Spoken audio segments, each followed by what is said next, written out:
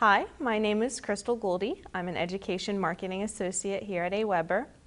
Today I'm going to talk about one of our customers, Dustin Maher, and go over how he took his business from a small local business to one with a national audience.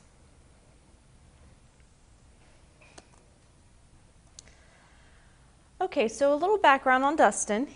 He is a personal trainer, and he started his business shortly after he graduated from college in 2006. He has since grown to 10 different locations. He's produced 28 DVDs. He published a book, and he also has over 12,000 subscribers on his email list. So not bad for only 6 years. And basically, he was able to accomplish all this by addressing these 3 goals. Find what makes you different, or what is your unique value proposition. Develop a plan to get attention and grow your list. And make your business personable and relatable. So I'm going to go into detail how Dustin covered all 3 of these, but I want you to be thinking about how your business can address these goals throughout my talk. All right, so when Dustin started his business, he knew that he had a lot of competition out there. There's a lot of people that are personal trainers, and then there's also a lot of people using online marketing to teach others how to be fit. So he had to do something different, and what he did was he chose a very specific audience, and that's mothers. And he decided to do this because as he was growing up, he was watching his own mother, and he realized that she had a lot of responsibilities and not a lot of time to work on staying healthy and getting fit. And so he wanted to create a solution for her and other mothers. And that's how he started his program, Mama Tone Fitness. And then his book is actually called Fit Moms for Life, as you see down there. And then you'd think his Facebook page would be along the same lines, but he actually decided to name that I Love Being a Mom, because what mom wouldn't want to like that page? So doing this, he was able to carve out his niche, and since then he's grown his program to help other people, including men, but he still remains true to his niche, and that's his primary focus, and it's really what separates him from the competition. And just to get an idea of who he's competing with, I did a search on other people marketing fitness tips online, and here's one example. This person does the same thing as far as provides ebooks and tips on how to get fit, but he doesn't have the specific audience. He helps both men and women, and so he doesn't really focus on that community building. And then you look at a site like Workout Mommy, which does a really good job in building the community. She has a lot of women talking about how they get fit and sharing advice, but there's no concrete training plan that Dustin offers. So really what he has is both the community and giving people an actual plan on how to get fit. Okay, so thinking about what makes you different.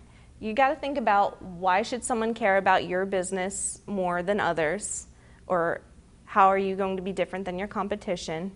And along the same lines, do you know what your competition is up to? Have you looked at what their target audience is, what they're charging, what they have to offer, because you'll want to do that basic research first so you know how you're going to be different. Okay, so now that Dustin had his niche established, he was ready to start focusing on how to get attention. And he really wanted to go beyond just the mothers in Madison, Wisconsin, and take his business to everybody that was interested. So what he decided to do was create his video series, his books, his newsletter, his blog, and it was a huge success. He got to the point where he was being hunted down by a whole lot of media, and it led to this. Trainer Dustin Maher is here to tell us how to hit a golf ball. Fitness instructor Dustin Maher. Madison's fitness and nutrition expert Dustin Maher. Athletic trainer Dustin Maher. Personal trainer Dustin Maher. Joining us is Dustin Maher. Dustin Maher. We have Dustin Maher here. Dustin has some last-minute healthy eating tips. The main thing that he did was going to talk to people in groups. So seeking out groups of mothers in them, talking to them about how they can get fit and what he has to offer them. So he believed that this public speaking would give him a lot of credibility, and it did. He had them telling their friends, and they told their friends, and then eventually the mothers who were anchor women, producers, journalists, they found him, and he got to go on to shows and in magazines and things like that. So I highly recommend that you look for groups that you can go talk to. I myself am very shy socially, but I know I really wanted to help businesses, and so what I did was I started talking at these meetups.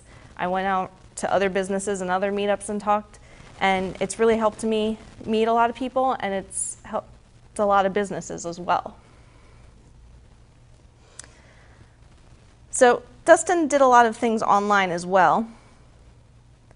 I mentioned his Facebook page earlier, and as you can see, he has over 250,000 likes, so he's doing really well with that. But he also makes a point to post pretty much every day and share fun and interesting things. And so what happens is the people that are following him see all these things that he's posting, and they'll comment, but then they'll also see things he's posting out about his business, and so they become potential customers. So with your Facebook page, you want to make sure first that when you go and you talk to people, you encourage them to like your page on Facebook, but then that you are responding to people, you are posting regularly, and you're including share buttons in your emails and your website. One other thing that Dustin recommends is guest posting on other blogs in your industry. That's another great way to get credibility and get people to your website. And speaking of your website, once you get the traffic, you're going to want to get their attention in order for them to convert to email subscribers. So Dustin does this by having on his homepage this form that comes up. This is a lightbox form. And what it does is it grays out the background and it pops up. He has it set on a delay, so it comes up shortly after they land on the page. And some good things that he does, he has this ebook that he offers people who give him their email address. And this just acts as an incentive, but he's also careful to mention that they are signing up for his newsletter as well. And then he also points out that he's not going to share their email address to ease any fears. Okay, so once you have them on your email list, you're still going to have to fight for their attention, because in their inbox they're going to get lots of emails every day, and your email is going to have to call out to them to open it up.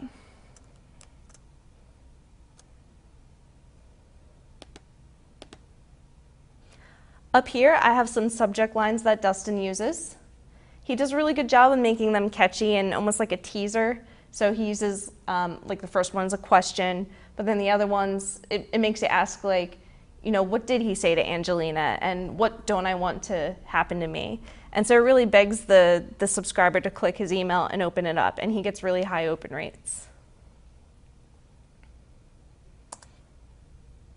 All right, so thinking about how your business is going to get attention, you have to think about, are you networking? Are you going around talking to people? Are you using social media to meet others, and are you responding to them on social media? Are you keeping an active account? And then once you have people, have you looked at your website? Have you split tested your web forms, making sure that people are signing up and your web form is as optimized as it can be? And then moving into the inbox. Are your subject lines catchy? Have you split tested your subject lines to see if you can get higher open rates? These are things you want to think about for getting more attention. Okay, so now we have the last goal to look at, which is becoming more personable and relatable. Social media, again, as it helps finding a niche and getting attention, very easy to be personable. It lets you have a conversation with people, so you're not just some business entity, you're someone that they can talk to and see what you're all about. But what you can also do is start a blog. So Dustin does a good job. He publishes pretty regularly, a few times a week, and he talks in the first person, and he'll tell stories about what he's doing, his successes and failures, but also gives tips along the way as well. And the cool thing about the blog is you can set up a blog broadcast so that it captures your feed and sends out your posts as emails to your subscribers. So it's just another way you're connecting with them.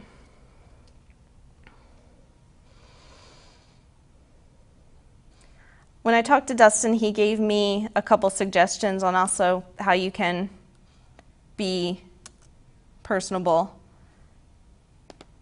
And what he recommends in your emails is, rather than having like a button or another call to action that's just like buy this or download this, you're actually saying, hey, I think you should check this out because, and whatever the reason is, or I made this product to solve this problem.